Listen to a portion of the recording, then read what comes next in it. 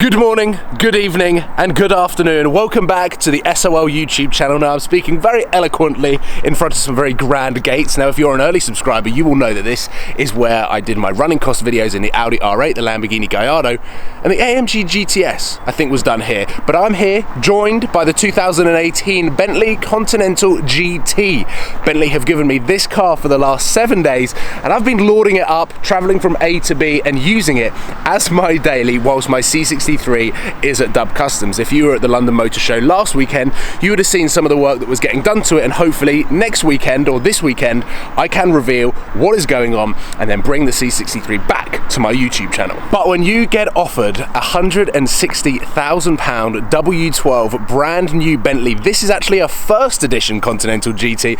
There are not many of these on the roads and it gets a hell of a lot of attention. A lot of people take pictures of it. You're not going to turn down the opportunity of dailying this incredible beast. And back in March 2018 at the Geneva Motor Show, I spent some time with someone that was quite important in how this car turned out. I'm being joined by JP, who is head of exterior design for Bentley, and this is your baby. Is it a nervous moment when you have spent so long building a car? I know you're confident in your design. No, it is always a nervous moment. It's always something you have at the back of your mind. Outrageous. I can't imagine what this thing's going to look like. It's a little bit wider, a little bit sleeker. Prestige matters the distance between the dash to axle, basically. Yes. The centre of the wheel to roughly this point. Yeah. The larger that is, the more elegant and athletic the car looks. Yeah. How the input, I think. Sketches about finding a character or an expression. It's not necessarily the fact that it's all about when I was a kid. I'm still doing it today. We all live in the dream because now you're building cars that everyone is aspiring to own. And I just think that it's so cool. We've got so many people here. Before we jump into the interior and we begin our drive, I quickly want to talk about the Continental GT and what it means to me, because in 2004, Bentley created a coupe, a sleek, driver-focused car that they never made before. Before, they just made boxy, long, executive cars that people wanted to be chauffeured around in, until the Continental GT came out, and then they created something a little bit focused towards a younger market, which obviously appealed to me. I was 13 at the time, and I was a couple of years out from going into London for the first time and seeing a hell of a lot of these on the road, but the 2018 one is by far the best looking. I don't think this is exactly how I would spec it if I was to buy one from factory, but it is a first edition. It has got a lot of chrome, and that front end is one of the coolest, sweepiest, sexiest looking Bentley front ends that you have seen. Welcome to the interior of the 2018 Bentley Continental GT. It has been modernized. This is 2018 luxury. I feel like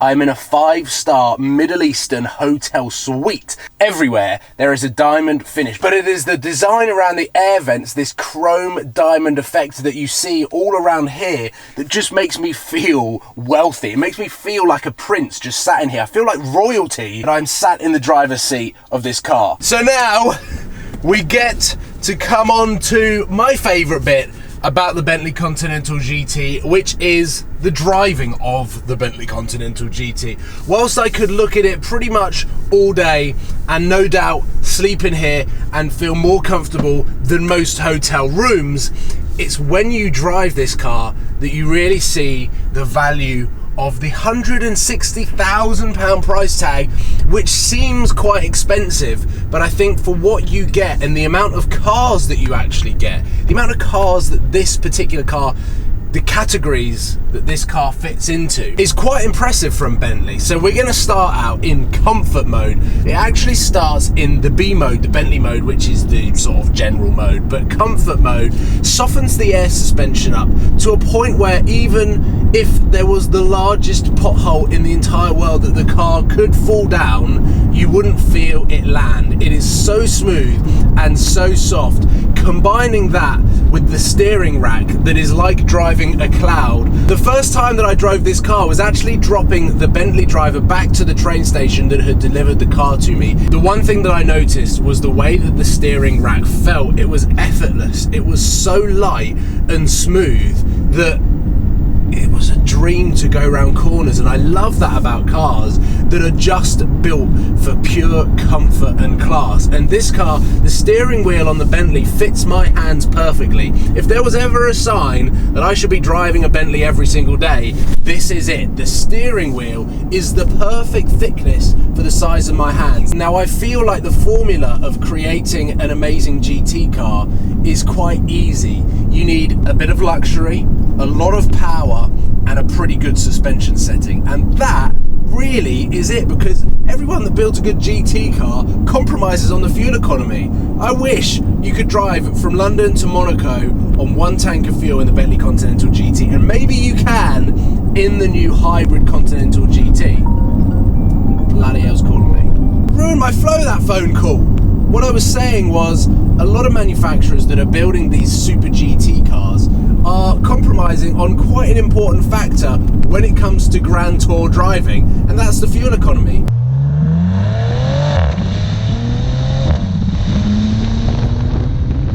Whilst I feel like it's quite easy to build a super GT car, to build a super GT car that has the sports car characteristics of that of a nimble, tight, twisty little wasp as you're going through country B roads, now that is impressive, and that I feel like is what Bentley have really been able to achieve with this car. 207 miles an hour top speed, so if you were doing a Grand Tour drive across Germany, you could get most places pretty damn quickly. 207 miles an hour is 4 miles an hour faster than the Audi R8 V10 Plus, which is an out-and-out supercar. But what makes this car feel even more sporty is when you put it into sport mode.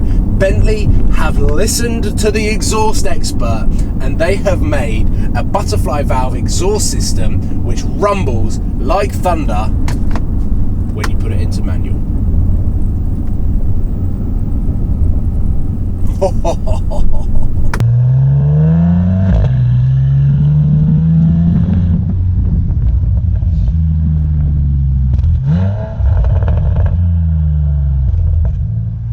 As you're cruising around, you can be in comfort mode in sport, still enjoy some pretty comfortable driving around town, but as you let off the throttle, you've got burbles that really, if you think about it, 20 years ago would never be on a Bentley. But because they are now tailoring to a younger audience, they've put these awesome burbles onto the exhaust system, which give it a little bit more of a character.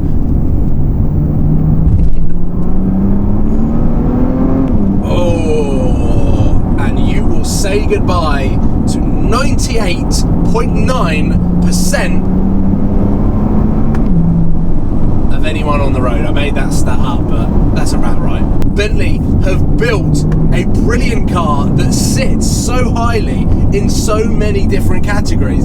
It's a pretty fun sports car if you want to go B-road bashing. It's amazing at GT driving if you want to drive down to Monaco. It's not a bad city car if you want to cruise around London. Actually, the only type of car that it isn't good at is being a chauffeur driven. Oh, that was nice on the upshift. Bit of a woohoo! Yeah, it's not worth sitting in the back. You do not want to sit in the back of the Continental GT. The headroom is quite limited, but then also if you've got quite big people in the front, then you're going to have zero legroom. But there you go, ladies and gentlemen, that is my insight into the Bentley Continental GT. By far the best way to daily drive if you want to go from A to B. The C63 that I own is a brilliant daily. I feel like I'm building a really, really fun car. But for triple the price, you can have endless amounts of luxury, technology, and just effortless driving. But then if you did want to just put it into sport mode, which I've got it in now, I'm going to put it back into comfort mode. It does so many things so well. It is a really cool car and looks fantastic from the front and the side. Not too sold on the back. But we'll leave it at that. Ladies and gentlemen, thank you very much for watching. Please give this video a thumbs up if you've enjoyed a little bit more of a review type video, and subscribe if you haven't already, as I'm now in a tree tunnel. Oh, can I do it? Let's see how good the turn circle is. Go, go, go, go, go. Now the hurricane performance. Oh, look at that. That's quite impressive for the size of this thing. A land yacht just went round a mini roundabout. I will see you soon, guys. Take care. Goodbye.